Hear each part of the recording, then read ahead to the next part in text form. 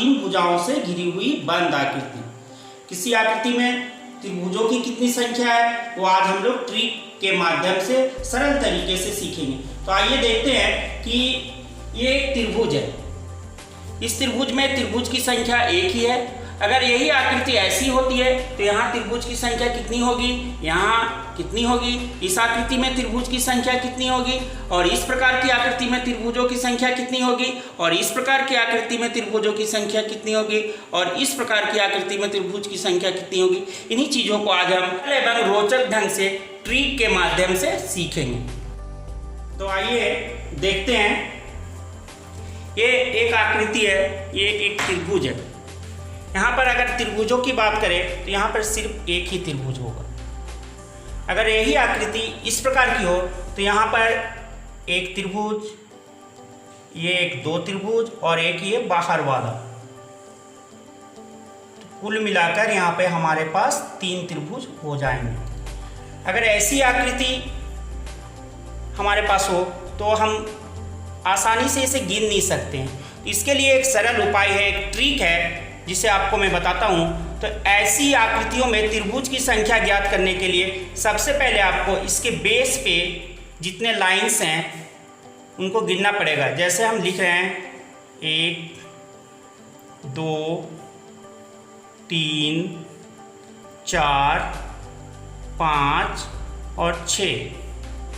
अब क्या करना है कि सबसे पहले आपको 1 plus 2 plus 3 plus 4 plus 5 plus 6 इन सबको आपस में जोड़ लेना है। तो 2 और 1 3, 3 और 3 6, 6 और 4 10, 10 और 5 15, 15 और 6 21। तो इस आकृति में त्रिभुजों की कुल संख्या 21 होगी।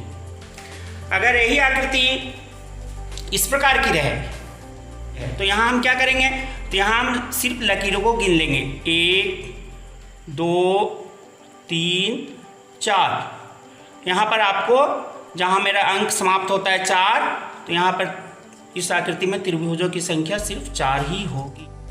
अगर हमारे पास इस प्रकार की आकृति हो तो आइए देखते हैं कि हम इनमें त्रिभुजों की संख्या को कैसे ज्ञात करेंगे। तो सबसे पहले हम बेस पे गिन लेंगे 1 2 3 4 5। इन सभी को जोड़ेंगे 1 प्लस 2 प्लस 3 प्लस 4 प्लस 5। यहाँ पर हम देखते हैं 1 और 2 3 और 3 6 और 4 10 और 5 15। यहाँ होता है 15। यहाँ आप इसको फिर से लिख सकते हैं 1 2 3 4 एंड 5। और यहाँ भी लिख सकते हैं 1 2 3 4 5। मतलब यहाँ 15 हुआ, यहाँ भी 15, यहाँ भी 15, अर्थात 15 प्लस 15 प्लस 15 हमारे पास हो जाएगा 45। तो इस आकृति में कुल 45 त्रिभुज होंगे। इसको और भी सरल तरीका से आप समझने के लिए इधर हम लोग 1 2 3 4 5 लिख दिए और इधर के पार्ट को काउंट करें। तो ये हो गया 1 पार्ट, ये हो गया 2 और ये हो गया 3। हमारे पास 1 2 3 4 5, इस पार्ट में कितना आया कुल 15। तो इस 15 को अगर हम इधर के पार्ट से 3 से गुना कर देंगे तो भी ये संख्या आ जाएगी और 45 त्रिभुज ही आएंगे। इस प्रकार से इस त्रिभुज में हमने देखा अगर यही संरचना इस प्रकार की हो, थोड़ा जटिल है इससे, तो यहाँ क्या होगा। तो आइए देखते हैं 1 2 3 4 5 6 और इधर का पार्ट देखते हैं 1 2 3 4 5, 1 2 3 4 5। अब इसको जोड़ते हैं हम लोग।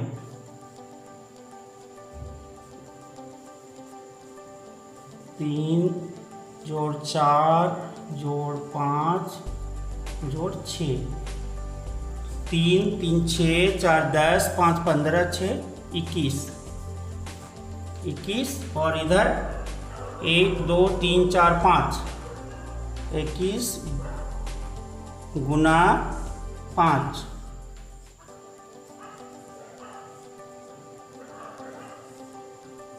कुल हो गया 105। तो इस प्रकार इस आकृति में कुल त्रिभुजों की संख्या 105 होगी।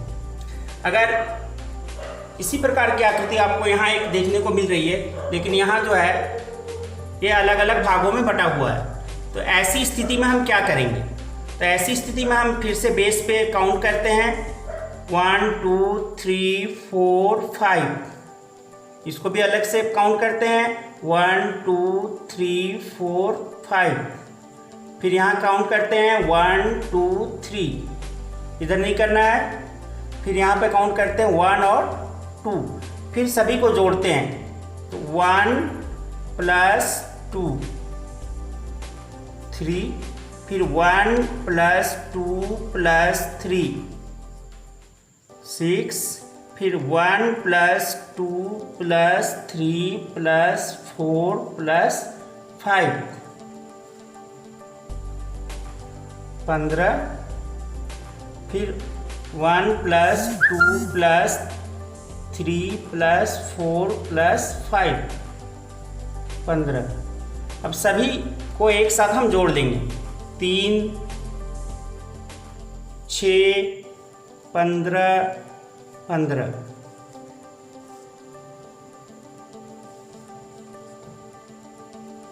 39। इन सभी को जोड़ने पर 39 आता है। तो इस प्रकार की आकृति में त्रिभुजों की कुल संख्या 39 होगी।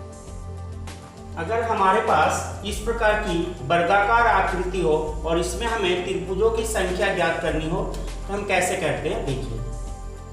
इसको पहले काउंट कर लेंगे 1 2 3 और 4। अंतिम अक्षर क्या हुआ 4, और इसको हम 2 से गुना कर देंगे। तो इस आकृति में त्रिभुजों की कुल संख्या 8 होगी। इससे थोड़ा जटिल आकृति को देखते हैं और यहाँ फिर हम देख रहे हैं, फिर से हम इसको काउंट करेंगे 1 2 3 4 5 6 7 8 8 गुना 2 बराबर 16। अर्थात इस आकृति में त्रिभुजों की कुल संख्या 16 होगी। थोड़ा और भी जटिल आकृति को देखते हैं हम। अगर इस प्रकार की आकृति रहे तो यहाँ हम क्या करेंगे, तो आइए देखते हैं 1 2 3 4 5 6 7 8। यहाँ भी देखते हैं 1 2 3 4 5 6 7 8। 8 8 की 2 आकृति है, अर्थात 8 गुना 2 16, 8 गुना 2 बराबर 16। कुल मिलाकर इस आकृति में त्रिभुजों की संख्या 32 होगी। अगर हमारे पास इस प्रकार की आकृति हो और इसमें हमें त्रिभुजों की संख्या ज्ञात करनी हो तो हम कैसे करेंगे, आइए देखते हैं। अगर इस प्रकार की आकृति हो तो सबसे पहले हम उसको काउंट कर लेंगे बेस को 1 2 3 4। ऊपर भी 1 2 3 4। संख्याओं को जोड़ेंगे 1 प्लस 2 प्लस 3 प्लस 4 3 3 6 4 10। तो यहाँ मेरे पास आ गया 10 और यहाँ से भी आ गया 10, तो हो गया 20। लेकिन यहाँ 20 के अलावे यहाँ हम देख रहे हैं कि ये भी एक त्रिभुज बनता है। अगर बीच वाली रेखा सीधी रेखा हो तो इस आकृति में यहाँ भी एक त्रिभुज बनता है। यहाँ भी एक त्रिभुज बनता है और यहाँ से बाहर की ओर भी एक त्रिभुज बन रहा और इधर भी बन रहा है, अर्थात इस 20 में हमको और 4 जोड़ देना है। 1 2 3 4, इस 4 को जोड़ देना है तो हो गया 24। इस आकृति में कुल 24 त्रिभुज होंगे। अगर बीच की रेखा सीधी हो तो हम इस 4 को जोड़ेंगे। इसको क्लियर करने के लिए आइए यहाँ देखते हैं। यहाँ बीच की रेखा सीधी नहीं है तो यहाँ पर क्या होगा, यहाँ हम लिखेंगे 1 2 3 4, फिर से 1 ऊपर की ओर 2 3 4, इनको जोड़ने पर यहाँ आ जाएगा 10 और यहाँ भी आ जाएगा 10। क्योंकि इनके बीच की रेखा जो है वो सीधी नहीं है, इसलिए 10 और 10 को जोड़ने पर प्राप्त होता है 20। तो इस आकृति में त्रिभुज की कुल संख्या, त्रिभुजों की कुल संख्या 20 होगी। अगर हमारे पास इस प्रकार की आकृति हो और इसमें हमें त्रिभुजों की संख्या ज्ञात करनी हो तो हम क्या करेंगे, आइए देखते हैं। तो सबसे पहले हम इसके बेस को काउंट करेंगे। 1 2 3 4, यहाँ 4 आया, 4 जो कि सम संख्या है। अगर अंतिम संख्या सम रहे तो यहाँ हम एक फार्मूला का प्रयोग करते हैं। उस फार्मूले के तहत हम त्रिभुजों की संख्या को निकालेंगे। फार्मूला है 1/8 into n into n plus 2 into 2n plus 1। इस फार्मूले की सहायता से हम त्रिभुजों की संख्या निकालेंगे। तो आइए देखते हैं। 1/8